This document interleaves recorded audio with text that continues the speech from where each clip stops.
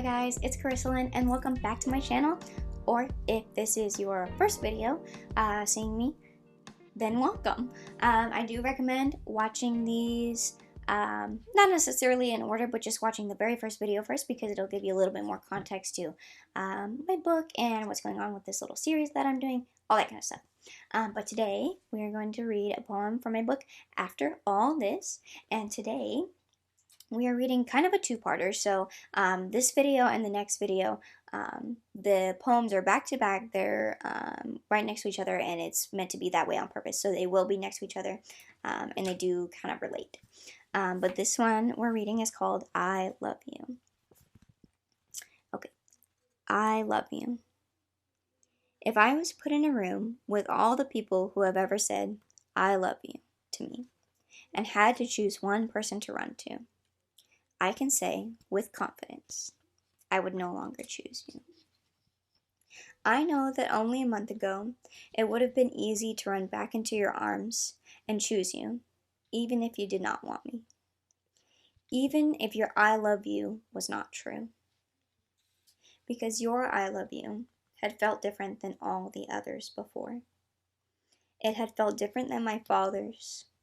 It felt different than my sister's. It felt different than my friends.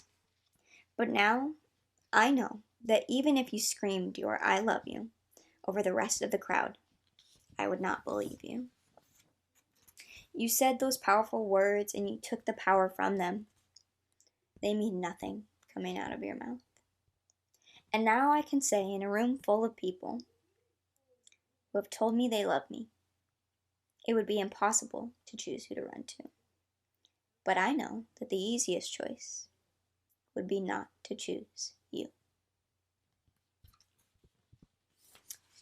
Yeah, so that is I Love You. And normally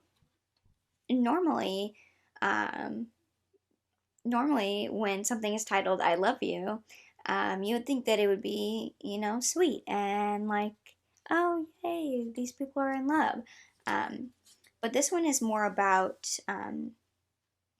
that realization that I had, where it finally clicked into place, that I realized that even if this person came back to me begging, apologizing, saying that they love me, I would not believe them. Or even if I did believe them, for some reason that they had changed, I know that I wouldn't choose to be with them again. And that was really, really big for me. Is really, really hard conclusion to come to, and it took a really long time for me to get there. It took a good 2 months for me to be for me to finally be like, okay, I know this person is not healthy for me, and I know that I wouldn't choose them again. Even if everything changed, even if things were different, even if they said that they love me still, I would never go back to this situation.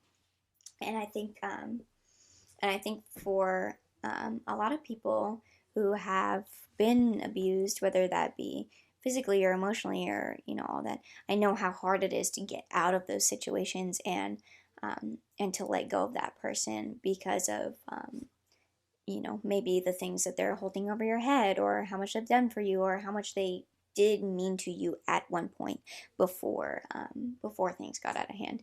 And so this was a really important realization for me, and it gave me a lot of power, and I was really proud to be able to write it, and proud to be able to feel that way, and know that I can let go of this person.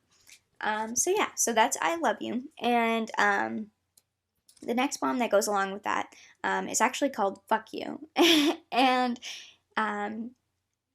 it's not necessarily directly related. It has a different theme, but I did put them right next to each other because the titles are complete opposites.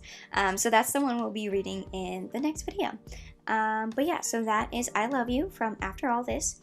And if you guys don't have a copy of my book yet, go ahead and go pick one up. They are on Amazon, and the link will be everywhere. Yeah, thank you guys so much for listening, and I will see you for the next video and the next poem. Bye.